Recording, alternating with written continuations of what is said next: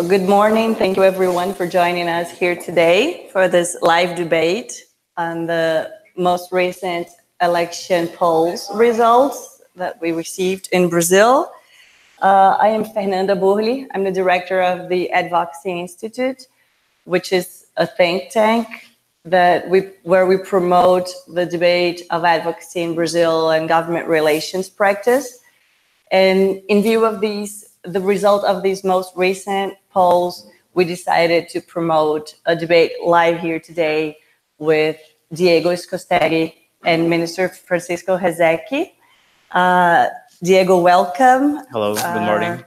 It's my privilege to welcome here you. Thank you for being here. So, Diego is a former reporter of the newspaper O Estado de São Paulo. Yes. He was a reporter of Veja magazine as well, yes. And most recent director and chief intern-in-chief for Época magazine.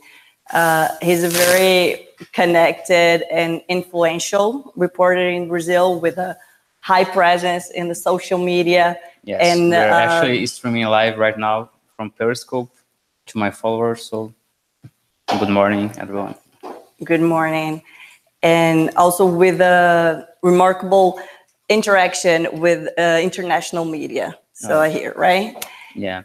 And we also have in the audience here with us today government relations practitioners and a former Minister of Attorney General Fabio Osina. Sorry. So with that, I turn to Diego. We would love to hear your thoughts and your views on the most recent polls. Okay. So good morning again, everybody. Thanks for being here. Thanks for watching. And it's a pleasure to participate in this debate and let some thoughts flow about what we're seeing in this most recent polls and this very unpredictable presidential election, right? So I think we can begin, since our audience is mostly international or it's US based and they are very interested, I gather, in understanding how this process will unfold and who will most likely win. And in that event, how will this president govern? How likely he will promote reforms, fiscal reforms, tax reform, and how solid is Brazil's democracy in this moment, right? So I think the first thing to keep in mind is that actually it is a very unique election in Brazil. We hadn't have anything like that in the last 30 years or so, and Brazilians are very angry. They are very upset about how the political processes and the politicians have kept them down and always frustrated. So this kind of mood is very important to understand and to gather and to realize, because without understanding how Brazilians are feeling, you can't really grasp how they will most likely vote, right? So we have this feeling of disenchantment, of being in a sour mood, and this is driving most of the forces it's driving most of the polls and the feelings behind the candidates that are most likely being ahead right now. So keeping that in mind, we have two candidates that are very strong that can go to the runoff. There will be a runoff, it's almost certain. A lot of things are uncertain in this election, but a runoff is a very certain thing. So we have a candidate that's Bolsonaro, which most of you must have known, at least by name. And Bolsonaro is a far-right politician. He's selling himself as an outsider, a very kind of Trump kind of guy. I mean, I'm here fighting the system, fighting for you, the average guy who doesn't have anybody to stand with you, right? So he is channeling all this anger and this disillusionment and this disenchantment that is going on right now in Brazil. And he's very charismatic. He has a very strong following, and he has something like 20% of the preference of the electorate right now.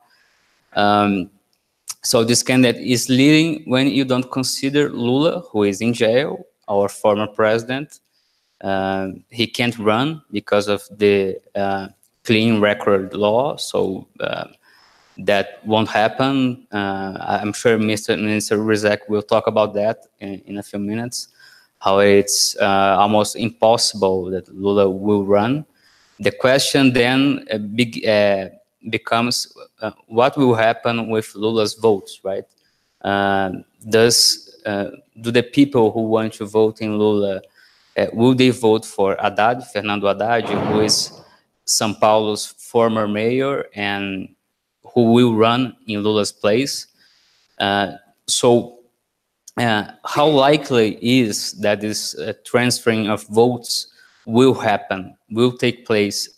It will happen in an effective manner. It will be enough so that Haddad can go to the runoff against possibly Bolsonaro, or will PT, the Workers' Party campaign, and Haddad make mistakes that prevent him from going to the runoff? We don't know how that will succeed, right? I mean, we can be sure that Lula's votes will translate into Haddad's votes in the end of the first round. That depends a lot of what will happen in September. That depends on things that are beyond their control, like attacks coming from another candidate, Geraldo Alckmin, who is the centrist in this race and who is lagging behind in the election, but who has a very broad coalition, has free advertising time on TV, something which is very important in Brazilian politics, Brazilian elections, has a very large network of parties working on his behalf.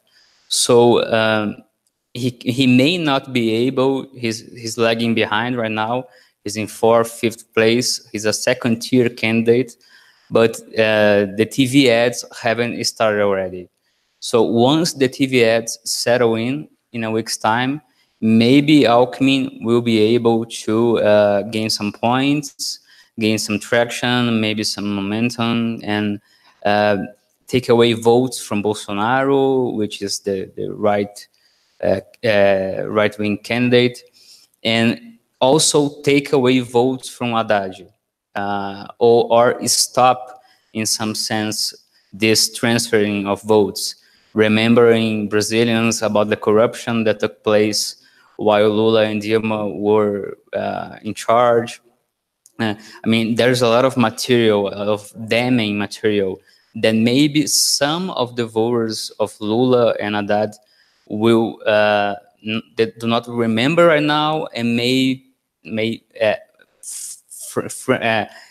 fringe upon, may think, frown upon, may think that, oh, I didn't remember that there was this much corruption. Maybe some other candidate on the left side may be better for me, or even Marina, who is like the 5th force in this election. She's very charismatic. She doesn't have the party structure and the TV time to be a competitive runner, but maybe in these different scenarios, Marina may benefit from attacks coming from Alckmin to Lula, and then stopping, in some sense, this migration of votes from Lula/Haddad to Marina in some part. So I think the number one thing we've got to keep in mind is that it's very likely that Haddad will go to the runoff. It's very likely that he will receive enough votes to show up in the runoff. but he may make mistakes. We don't know about that. He may suffer from attacks coming from Alckmin, who has most of the free TV time, 5 minutes and 32 seconds. So it's not a sure thing. It's not something that you can count upon. I know Haddad will be in the runoff and it will be a strong candidate in the runoff. I think we can project that most likely Haddad will be in the runoff. Another thing that you keep in mind is that the Bolsonaro following, it's a very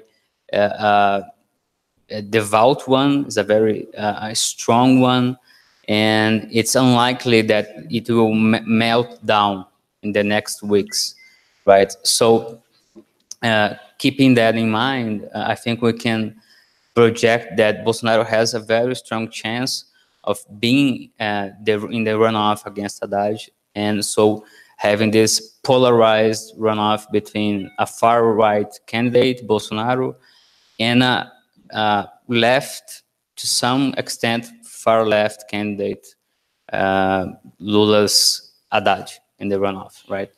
So that's the most basic scenario, the most basic stuff you need to know about Brazil right now. But even so, there are a lot of variables out there. There are a lot of things that may not happen and that might change this outcome and might lead some other candidates to the runoff. But it will all come down to the TV time that starts next week, and we'll have a month's time to gather what are the trends that will drive this election. But like I said, Fernando, I think that the question, the mood of the country is a very interesting and important thing to note. It's a sour mood, it's a dark mood, it's an anger mood. We just had a recent trucker strike that was very interesting to watch, that show how this malaise, this Brazilian feeling of not being well, it's happening, it's really driving the country. So Lula or Haddad actually, is presenting a more bright side, trying to remember people of times of prosperity, of economic boom, and being lifted off of poverty and things like that, make Brazil happy again. It's a very interesting and evidently copied from Trump slogan. And Bolsonaro is a tough on crime, Rodrigo Duterte kind of like guy. You know, I'll be tough, I'll look out for you, I'll make things better by fighting the system, right? So you have a guy who is selling a dream, and you have a guy who is selling a more weaponized version of the country, right? Right.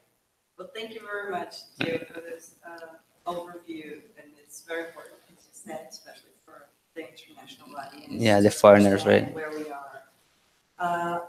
So as far as the recent polls, we have 4 different polling institutes who presented their results. We know they use different methodologies, but we see somewhat a pattern on the results. So I'd like to hear your view on if you think the results that have been shown so far, do they reflect the reality that had been expected or that you see on the streets? Okay. And how much can we say that Brazil has various realities when we talk about different regions, and when we see the polls changing so much, the numbers according to the public that it refers to, whether it's gender or a social economic situation or region. So how do you see specifically the result of those polls? Well, we have a lot of different polls, right? And like you said, they point towards the same trends, and the trends are very clear. We have the poorer and undereducated Brazilians cheering for Lula. That's a very clear pattern, especially in the Northeast, in the northern regions. but also among the poorer ones in the southeast. It's a more rich area of Brazil, but we have this kind of different countries going on, right?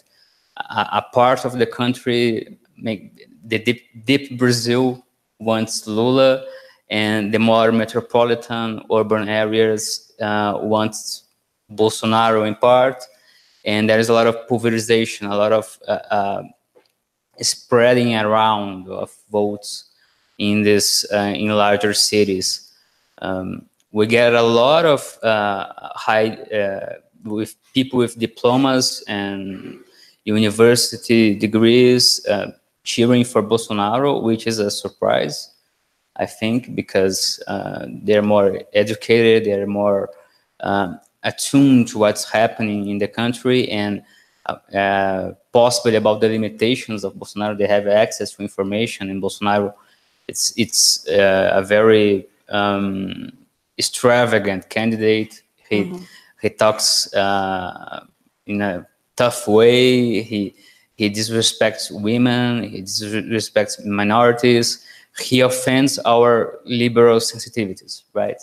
So it's kind of a surprise to see how well he's faring among Brazil's elite, right? Even in the markets and people you talk with, there's a lot of market people who are cheering for Bolsonaro, who believe he will be a very strong candidate and a very strong president who can perform fiscal reform to rein in a very shrinking budget, a very soaring debt, and maybe make this country something different than it is. So I think we don't need to enter in the very different methodologies of the institutes, of the polls, and how different polls perform, because when we see them together, we can see they going for the same direction. We can see them going for Haddad being the runoff, Bolsonaro likely being the runoff, and Alckmin, the centrist, trying to, but not able yet to catch them in some way. So, and we can see Marina being a very interesting runner, but she doesn't have TV time, she doesn't have the party structure, but she has social media structure. So if social media is something to be aware right now, and is a force to be reckoned with, maybe social media can, and Haddad's mistakes, for instance, can take Marina to the runoff. It's a unlikely scenario, but it's not an impossible one, because it all comes down to how strong will be social media versus TV airtime in this election, right? We got these two forces in some way competing for attention, and we don't know yet if the traditional TV ads spots will be enough or for the candidates to go to the runoff, or maybe the social media force will be so formidable that maybe Marina will get away to sneak in there, or maybe even Bolsonaro gaining even more momentum and Haddad lagging behind a little bit. So this technology and new medium, it's something very interesting to watch in Brazil right now, because most richer Brazilians have access to the internet and have access to Bolsonaro and Marina and so forth. But the poorer Brazilians, the Brazilians who don't have internet, they are the ones who are voting with Lula. They will receive ads from Lula and from Alckmin. So Alckmin has a very difficult, not impossible, but a very difficult task, because he will have to reach voters who are most likely going to vote for Lula, and he can't convince those voters to vote for him. He has to gain voters from Bolsonaro, which is a very social media savvy candidate, right? So it's hard to see a scenario in which Alckmin is able to perform at such a high level, in such a high efficiency mode, that he can take Bolsonaro out of the race and go to the runoff with the left-wing candidate, Haddad. That's a very interesting point. So they finally, Alckmin wouldn't profit as much from so much TV time that he has, because he would be targeting an audience that I mean, in a sense, yes, right? He will be able to reach everybody because TV reaches everybody, but he has to have a message, by the way, which he doesn't. So that's a very obvious point. But a lot of people are cheering for Alckmin and the centrist candidate, and the more common sense approach guy, the picolé de chuchu, as we call in Brazil, right? Yeah, it's a very tasteless, tasteless popsicle, which doesn't exist, by the way. But in order to achieve that, he has to find a message. He has to perform very well in the TV ads, and we can't see that happening right now. Maybe it will happen. He will have a very strong political clout in terms of party systems and in terms of the TV ads again, right? The spots, the daily spots in TV. But we can't be sure if that will happen, because he doesn't have the charisma or the message to follow that. So it's very interesting to watch a candidate who has everything, has the money, has the party structure, has the power, has the backing of Brazilian elites at some extent, but he just can't perform. He's a very weakened version of Hillary Clinton. I mean, he has the supports and a lot of people trying to elect him, but it's very hard to see that happening. It can happen, of course, but it's hard to see. Right. So when you talk about the TV time, and also we see these as the shortest electoral campaign that we'll see in the recent years, and that's due to the recent changes in the electoral legislation, the campaign legislation, which also changed the campaign contribution rules and limits, right? As far as limiting the contribution itself, or actually avoiding donations from legal entities, corporations. So a lot has been talked, I think, a long time ago, not so much more recently, but I still would like to hear your opinion, and more recently, on how much this change in the regulation tends to change the political forces, and how the coalitions are being formed between the parties and the groups that tend to profit or lose from the change in this campaign contributions legislation. Well, actually, Brazilian parties and politicians are very adept, are very intelligent, and they know how to survive. So I don't see a lot of differences, to be frank, because they managed to approve an electoral fund of 1.6 billion reais. So there is a lot of money to be spent. So they basically, since the Supreme Court prohibited campaign contributions from corporations and only allowed from private citizens, in the reverse way that the United States has done in recent years, the politicians just use the Congress to approve this new fund. So they have the funding, and the bigger parties have the most funding. So it tends to reinforce their strength, right? It tends to reinforce their chances of winning and maintaining power. This is especially true in the Senate and lower house elections. So the next president will govern with them. So Congress is a very important force in Brazil. It has a very moderating power, a kind of strength that you don't see in other countries. So I don't think it changes that much the playing field. I think it maintains things as they are. And the bill that introduced this new funding it was designed to maintain things as they are, the status quo, right?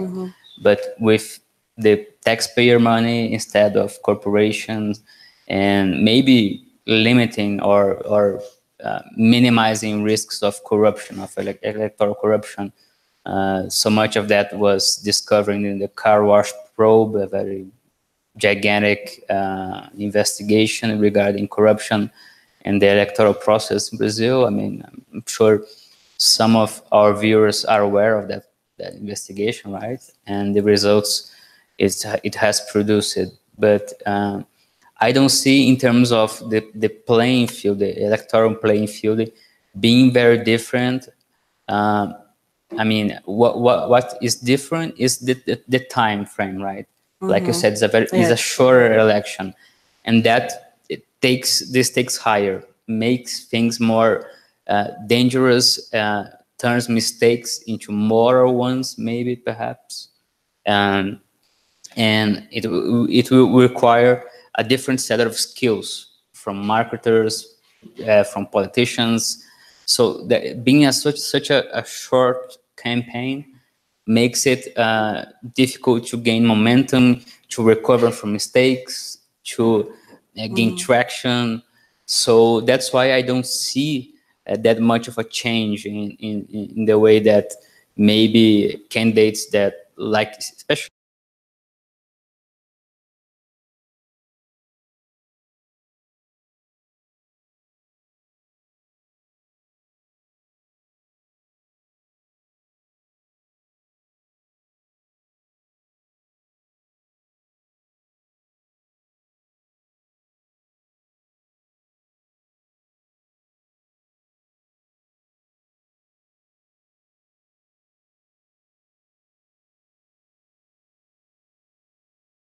it will be very interesting to watch. Very exciting, definitely. I think. Yes, definitely. So I want to turn to the audience, see if we have some questions. But just before we do so, there's one last question. So we see how tight this race is. Of course, there are trends of who is going to the runoff, but at this moment, we have many candidates who are discussing in the polls. Hello. We want to welcome here Minister Rezeki. Thank you so much for joining us. Hi, Minister. So now we have the expert. Yeah, well, we have the political expert and we have the legal expert. So we have the full panel. Yeah. And we were just going over the political views and trends over the recent polls and what to expect as far as the political scenarios. But then we'll turn. So I want to welcome Minister Francisco Rezeki. Minister Rezeki was the first Chief Justice of the Superior Electoral Court in Brazil right after the redemocratization. He was also Chief Justice of the Supreme Court. He was Minister of Foreign Affairs and also elected by the United Nations to serve as the member of the International Court of Justice in The Hague. So no one more able and to discuss with us all the legal impacts that have been discussed in these elections. We've briefly mentioned, Diego briefly mentioned how the legal aspects of the new legislation regarding the elections and how much the courts will play a role in deciding the candidacies that may or not be accepted. And so the idea here today is here, of course, for both of you, but also how it interacts. So how the legal decisions, the judicial decisions will implicate on the political scenarios. And then we can get back to the discussion, if that's okay, Diego. Yeah, and that's to our debate. So with that, I turn to Minister Rezec. Thank you so much for joining us and welcome. I thank you, my dear friend. And well, I'd like to know what have you been discussing so far? What has been your Well, I've just had, since our audience is an international one, I have been trying to paint the broader picture. I mean, how the election is unfolding in political terms, Bolsonaro and Lula's replacement, Haddad. Yes. I didn't get into the due process and all the aspects regarding the clean record law and Lula's participation or not in the election. I just mentioned that it's virtually impossible that Lula will run. I didn't get into the aspects of why he isn't allowed to run, what does it say about Brazil's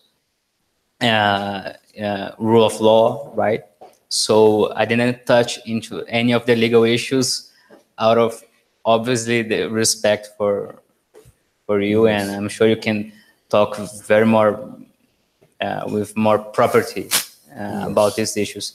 So we've been just discussing really the recent polls, how things are unfolding right now, what to expect in the next coming weeks with the TV ads. But I think it may be very interesting to understand, to the audience, to understand how Brazilian democracy works, how the rule of law is being followed, and how these judicial decisions affect our electoral process, right? Yeah. The first thing to recall to a foreign audience is the fact that we have in Brazil a very peculiar, a very original system of administration of the political process, of the electoral process, to be more exact. And here, this process is conduced by a branch of justice, not a permanent branch of justice. What we call here electoral judges are judges of the Supreme Court, of the High Superior Court at the federal level, and state judges and state justices convoked by the system to operate during a short period of their professional lives as administrators of the electoral process. We know that in most countries, this is very rare as a system. We know that in most countries, the electoral process is conducted by either a part of the government itself, a part of the executive branch of government, or by a pool, a consortium of political parties. Well, this must work for many other countries. It will be a disaster in this country to have the political process conducted by a branch, a department of the Ministry of Justice, or by a pool of political parties. 35 political parties. Simply do not. And the fact that the judicial branch of power, represented by members of different levels of this pyramid, has upon its shoulders the responsibility for the electoral process. This produces surprise, amazement in many non-Brazilian operators of law. I mean, jurists in general. Well, as for the law concerning the elections and this year's elections, you have been following, all people abroad, somewhat interested in Brazil, are following this problems faced by the Supreme Court in its current composition. It seems to be a very much divided court, somewhat establishing a parity with the divisions of the Brazilian society at this time.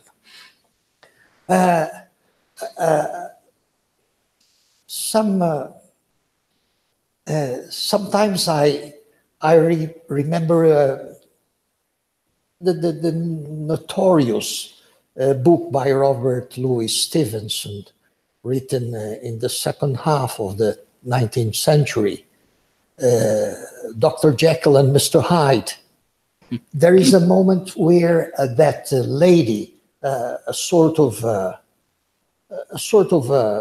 very, very highly qualified administrator of the house of Dr. Jekyll, and a confidant of him, she asks him, what is exactly his illness?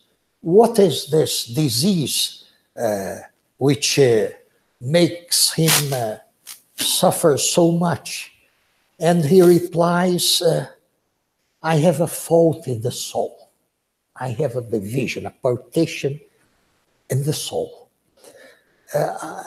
It occurs to me very often in the current days that the Brazilian society has a fault, and a very deep fault in its soul.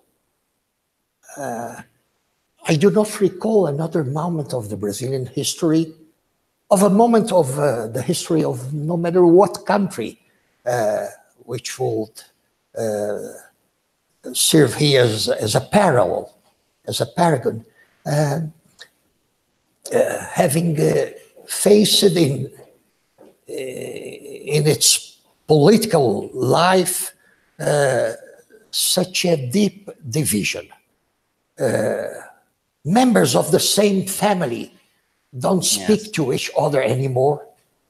Colleagues and friends from the childhood don't communicate anymore because they know that the political situation will emerge in the dialogue and produce evil consequences for the parenthood, for the friendship, and we don't know how this division of our society will exactly produce its effects on the next presidential elections, actually on the next general elections, because we elect also the governors and the members of the Senate and of the House.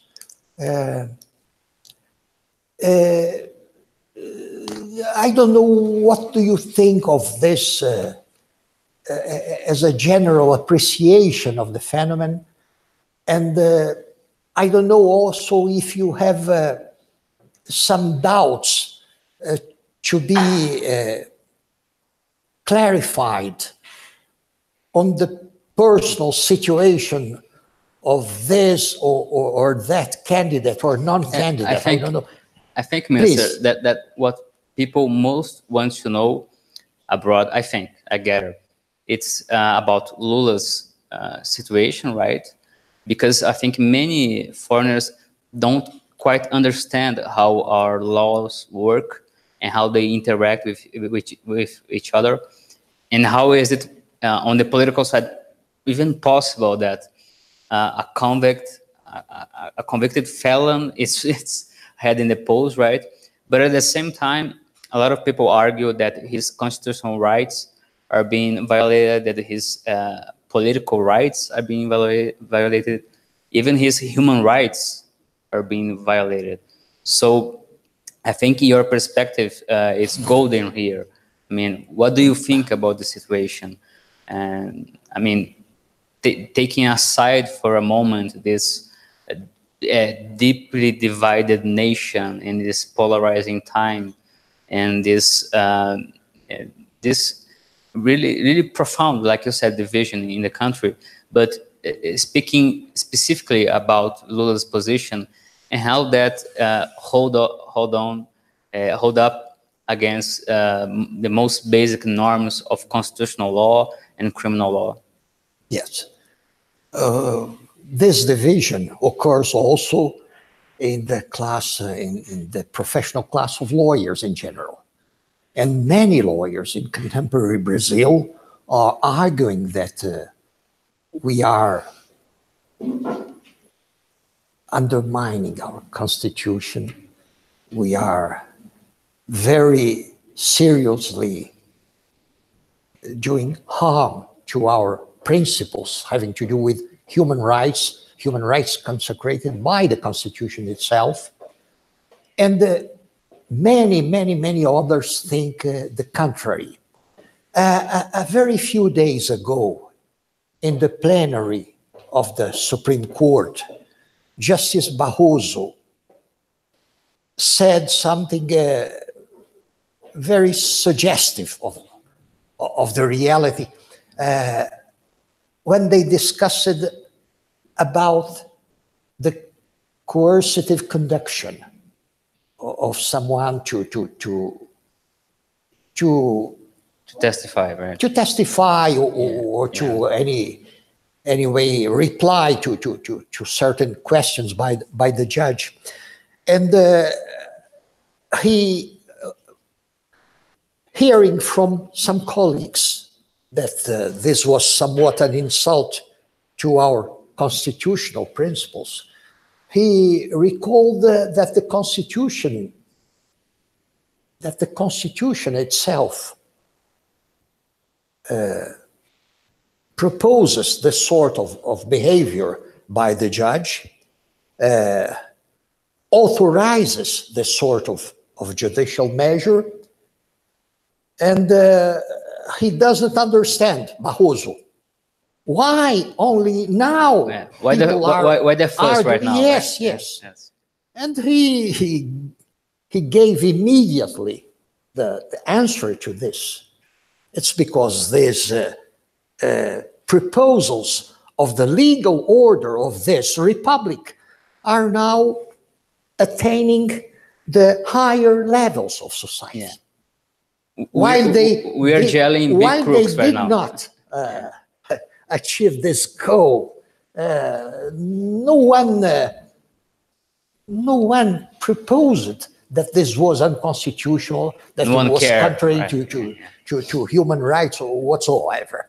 As for the candidacy of Mr. Lula da Silva, it is clear that the impossibility of being a candidate, having been convicted at the second level of jurisdiction, and there's something also to be considered. I do not believe that the imprisonment of a person convicted at the second level after having been acquitted at the first level will be determined by the court. No, this is a typical case of conviction at the first upheld and at the second level of jurisdiction. Very clean. But anyway,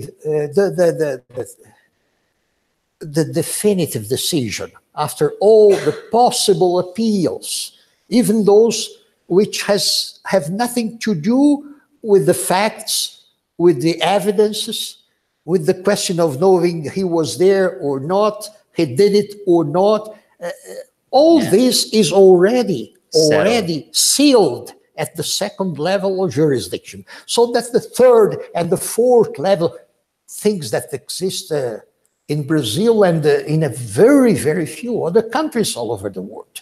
Yeah. Because all treaties concerning human rights ask for 2 levels of jurisdiction, no more than that. We have always had, and now we have more than ever, this 3rd and this 4th, possibly a 5th level of jurisdiction, considering all the possible appeals in each of the higher levels. And, well, but it is always possible to argue that the imprisonment of a person after the 2nd level of jurisdiction having confirmed the conviction, but before the complete exhaustion of the possible means of appeal, this is an outrage to the presumption of innocence, which is determined by the Constitution. It's the same argument that you could utilize, that you could use in order to say that the prohibition of the candidacy of someone convicted in 2nd level, but not yet having exhausted all the possible resources. Well, this is also a challenge to the principle of the presumption of innocence. The logic is absolutely the same. Why? They have not even the parties, the political parties who are used to go to the Supreme Court every week to challenge the constitutionality of something that they don't like. Why? They did not try to withdraw at the Supreme Court this law called Ficha Limpa. Clean past. Yes. Why? This is it's politically disastrous to try something like that, because this law, Ficha Limpa, is a law of popular initiative. It has not been proposed by a senator, a representative, and or the it has been upheld by the Supreme Court. And it has been sanctioned by the President Lula da Silva himself. So the necessity of respect for the law, Ficha Limpa, is not a theme under discussion now. We have to obey it, and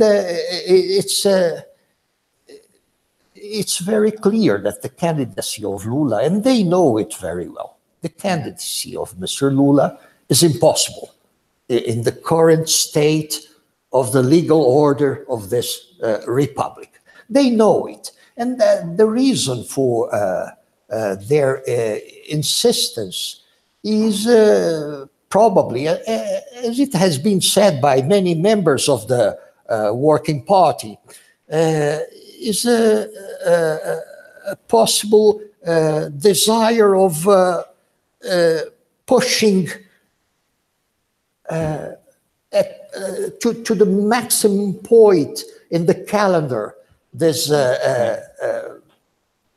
proposal, this dream, if you can call, if you would call it like that, in order to transfer at the last, at the end of the day, to transfer these votes, these preferences, to the alternative candidate, Mr. Fernando Haddad. We discussed. Yes, but I think this point is a crucial one. So you do think before an international audience that the rule of law is functioning in a very efficient way in Brazil. I mean, there are challenges, of course, but in this particular case, there is no signs or evidence of any kind of abuse or illegal enforcement against Lula, right? We're talking about the correct maintenance of our democracy. Nothing is wrong in Brazil. That's what I'm trying to say. Definitely not. I believe, the public ministry is my first career. Yes, I've been that's true. attorney of the Republic from the first generation of those admitted by public contest. But in many occasions, I have criticized some practices of the public ministry. In this case, I mean, in the context of cases involving Mr. Lula da Silva, I would never have assumed the attitudes in matter of communication with the public, with the society. I would never have adopted some attitudes adopted in the reality by some members of the public ministry. But, this is the cosmetic part of the phenomenon. And those members of the public ministry who exposed too much themselves, they have media, been the first and direct victims of this behavior. Okay. And this has nothing to do with the decisions, taken law, by right? Judge Moro, and as you know, confirmed and aggravated by the court in Porto Alegre, when they considered both the appeal of the public ministry and the appeal of the defense. And it's interesting to note that the third highest court, the Superior Tribunal de Justiça and the Supreme Court, both upheld, didn't concede any habeas corpus asked for by Lula, and they didn't found any evidence of abuse of power or any kind of illegal meddling in the due process in the lower courts. So I think it's a matter of fact that's important to elucidate before the audience, Yes, right? definitely. Yes. And I just wanted to pick up on this discussion about Lula's candidacy. So taking all the legal restrictions to his candidacy, I would like to hear your view, Minister, on what you think would happen as far as electoral legislation with regards to the ticket itself. So do you think the trend is more likely that if Lula's candidacy is not accepted, would the whole ticket fall apart, or would the Workers' Party be able to appoint a second candidate as they want, as Mr. Haddad would be the name? Would they have that possibility, or once they filed the ticket with Lula heading the ticket, would they not be able to run as the Worker Party? There is a deadline for the modification of the profile of to the face, to be put in the electronical urn. But the High Electoral Court will take a decision on this proposal of candidacy before this deadline. So there will be time to make the They will make the decision. And the working party the PT is obviously aware of this. They do not ignore what the rules are. Many years ago, for instance, in the elections of 1989, the rules were somewhat different, and it was possible to replace candidates until a very, very close date to the election date. You remember, for instance, the episode.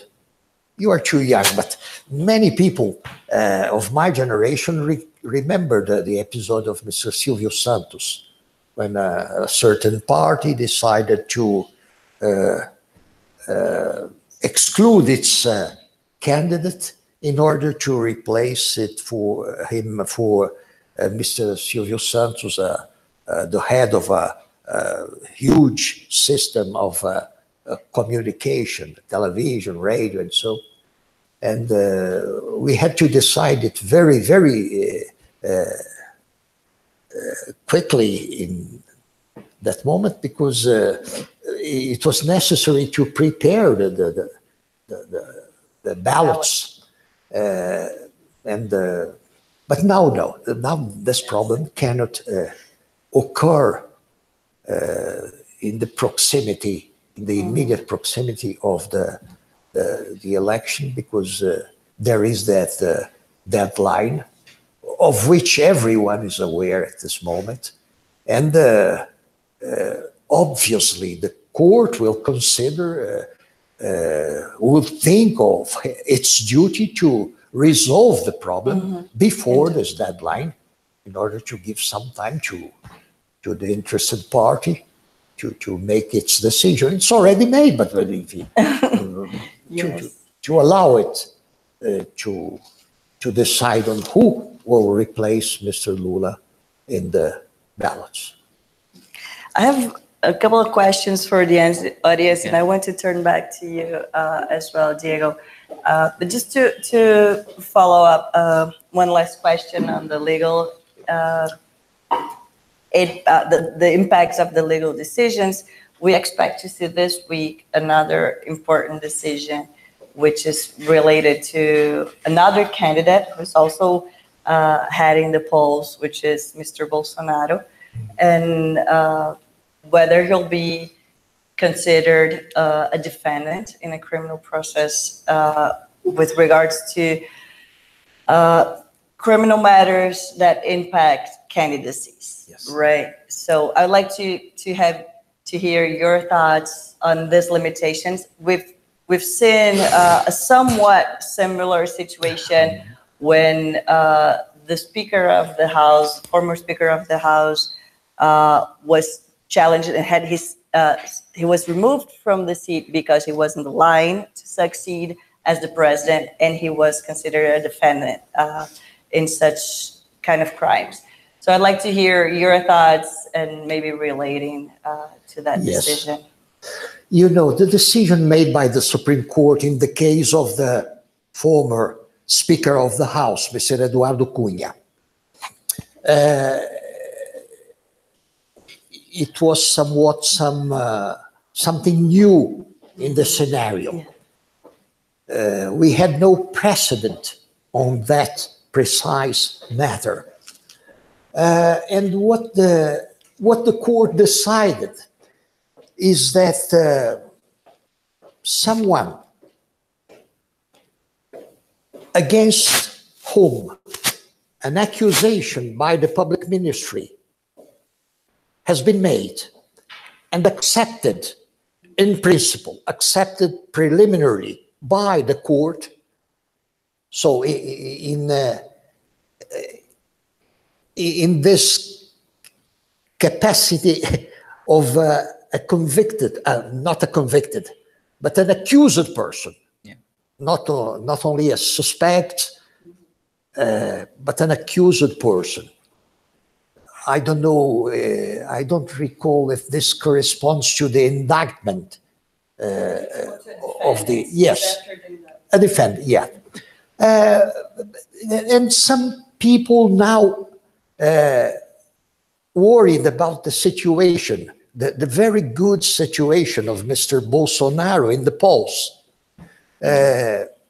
Some people wonder whether this jurisprudence, this precedent concerning the Speaker of the House at the time would apply to Bolsonaro. I observed that Mr. Bolsonaro himself and his main supporters, they don't seem to be worried about that, because this would never be an obstacle to the candidacy itself, to the presence of the candidate in the electronic urns, and to his election, to his possible election. Someone would, after that, argue before the Supreme Court, invoking the precedent of the former Speaker of the House, and saying how this man can be inaugurated as president, if he is elected, of course. Yeah. Having this condition before the court. And then the court will be in a difficult situation, of course. But I observed that Bolsonaro himself appears to know that this question should not worry him at this moment of the process. Yeah. So, Yeah, I think so. do you want to comment? No, I have some questions here from the audience as well. but please, Diego. Just a word. Another question is the scrutiny of the accusations against Bolsonaro before the Supreme Court. Yeah. They have not to do with corruption, money laundering, nothing similar to the heads of accusation that led to the conviction of many other Brazilian politicians. He has been accused of being racist, and of being, has been accused of rape apology due to words. He's a disaster as a speaker when he He's very reckless. touches some subjects, of course. Nobody ignores the fact that Mr. Bolsonaro expresses himself in a very, very, very awkward way. But to see what he said as a practice of racism or as a rape apology is a very creative reasoning. I don't know. I don't know what the Supreme Court will say about that. Yeah, me neither, to be frank. So maybe turn to the questions. Yes, of the so we have audience. a few questions from the audience. I'll try to compile them and turn a lot of them, of course, since we're talking to foreigners and to the international audience, a lot has to do with the expectations with regards to legal certainty, to keeping the order, which candidates are more likely to keep the contracts, the legislation that regards protecting foreign investments in place, and which are more likely also to promote changes such as the large reforms that we are looking into, the social security, the tax, and in that view also with regards to the likelihood or the profile of each candidate, more specifically again about Bolsonaro. He has a lot of his speech is a lot based on law and order, but at the same time he comes from the state of Rio de Janeiro, where the public security situation is in very bad shape. So this is a question from Gabriel Trubat, specifically from McClarty Associates. Thank you, Gabriel. And then from various others more related to the investments, and then we turn to the legal certainty and what to expect. So I think it's a bit for both. Well, I think it's pretty clear that Alckmin is the most trustworthy candidate to the markets. He's really committed to reforms, tax reform, fiscal reform, reining in the sovereign debt, and so forth. And he has the allies in Congress to maybe execute some of these plans. So in this sense, I don't think it's a kind of a no-brainer, I think. But as we have said, Alckmin has some, I don't want to say slim chances of winning, but his chances aren't that great, right? So people ask themselves, what about Bolsonaro? Is he really committed to this kind of market-friendly program? It's doubtful. I mean, he has become close to Paulo Guedes, who is a very important economist in Brazil, who has espoused the Chicago School of Thought ideas and so forth. And he has promised to do some of the reforms that are being asked for by the market. But will he not cave to the urges of being a populist president? I think that's a fair question, because that's who he is. He's not a common sense, hands-on approach guy. He's a tough on the crime, a charismatic, a very mouthful candidate. So he talks a lot about helping Brazilians, and I mean, it's hard not to compare a little bit with Trump in that sense, but he's not a businessman. Yeah, he likes that comparison. So, but I think it's more in the sense of being anti-establishment and being an outsider and selling himself as the solution from the outside. Although he has been at Congress for 30 years or so, but I mean, go figure, right? Yes. But I am doubtful about his real commitment to affect change in the way that the markets want. Once elected, if elected, will he actually convince Congress to and muster the strength to pass very unpopular reforms, like the fiscal one, like the pension reform fund? I don't see that happening. I think people who are thinking like that are very optimistic, or maybe even naive to believe that. Yeah. Yes, I think that Mr. Alckmin, Governor Alckmin, is the candidate who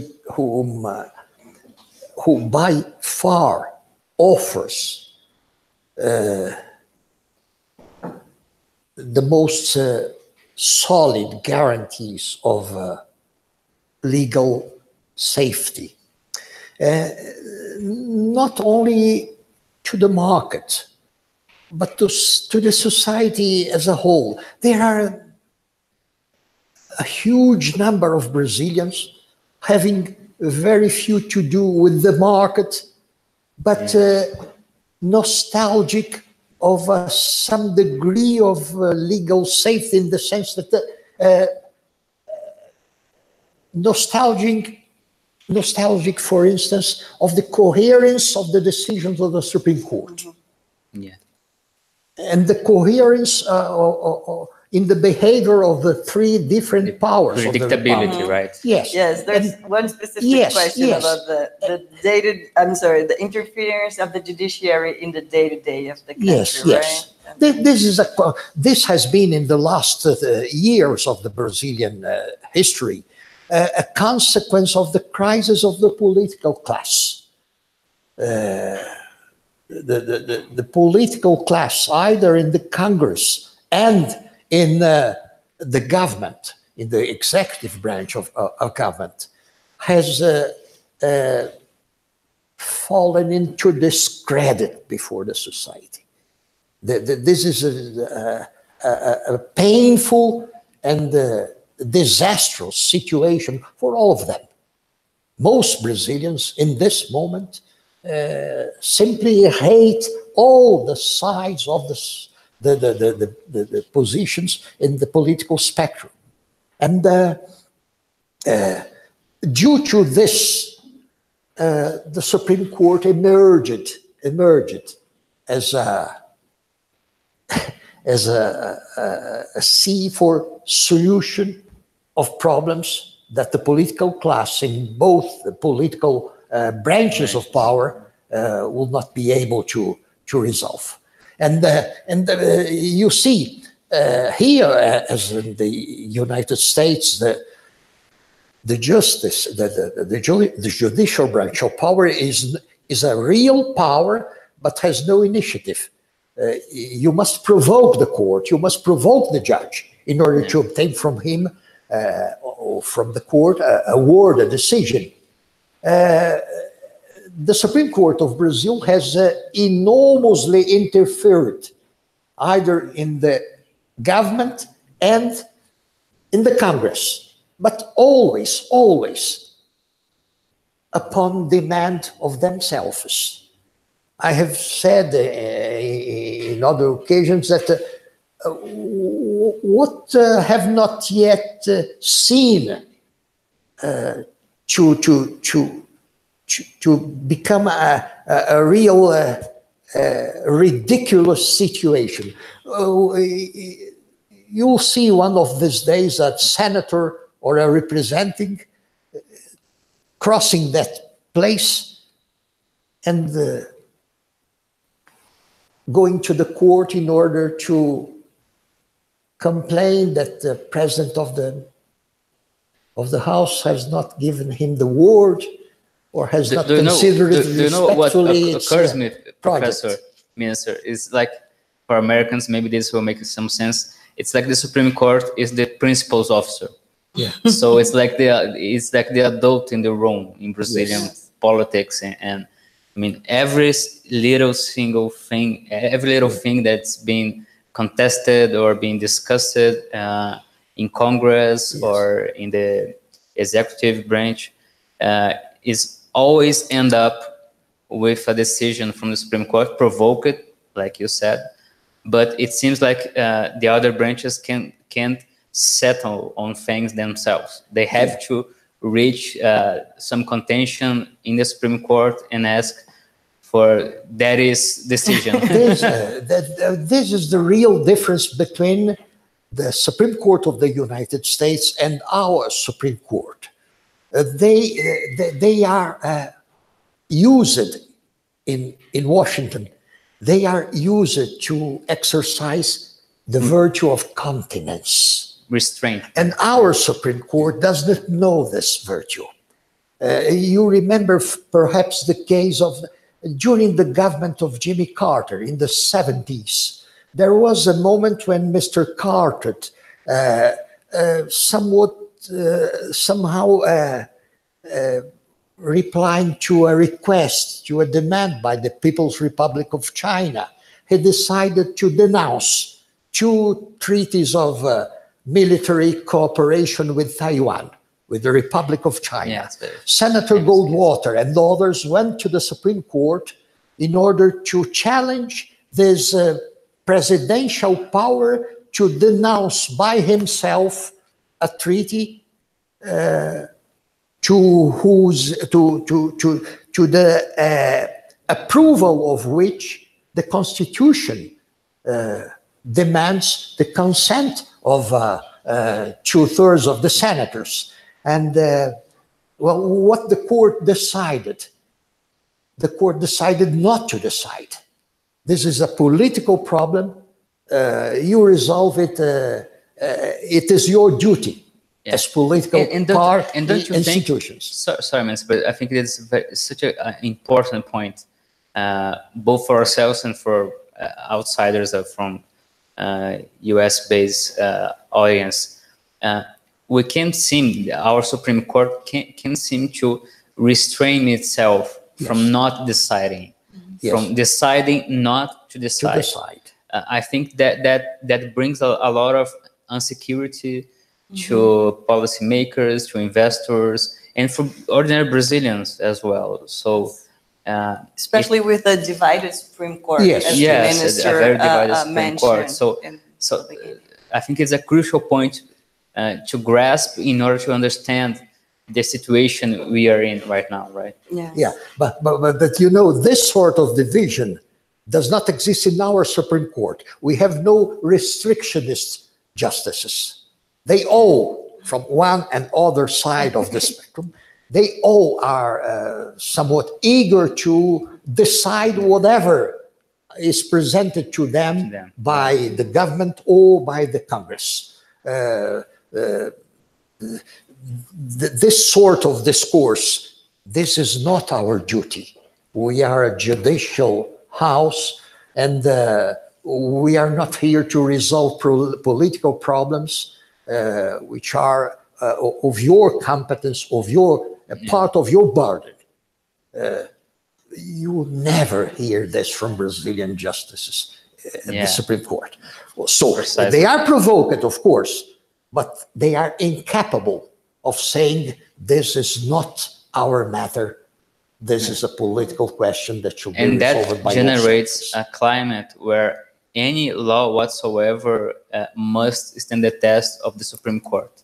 So, I mean, investors and everyday life citizens must wait to see what the Supreme Court and the Superior Tribunal de Justiça, also the third ranking court in Brazil, will say about the matter before being able to say, okay, that's in effect, we have a security, we have a judicial security. We can invest. And can advance and make decisions and so forth.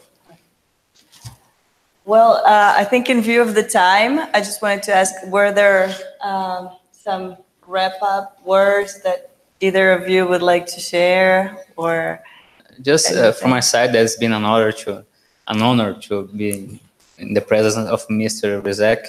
For those of you in the US who doesn't know him, well, you should. I'm a fan and also a very huge admirer of his work and his career, and his words mean a lot. So I hope that the audience could grasp and listen and watch very attentively, because there's a lot to be learned from his words. So in the legal aspect, and like what he sees in the country, in this divide, in this polarization. And from my part, I just sum up what I said in the beginning. It's an uncertain election with some certain tendencies, and we can project that there will be a runoff most likely held between Haddad, Lula's candidate, and Bolsonaro. That's not certain. It's the most likely scenario. And from that point on, we can't project anything.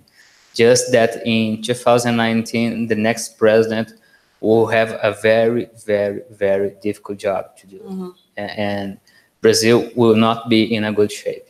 So regardless of who wins, Brazil will still be a place of insecurity, of judicial insecurity, of very gargantuan problems, both for Brazilians, but both for investors abroad and people abroad who need to scrutinize and understand Brazil in order to make decisions.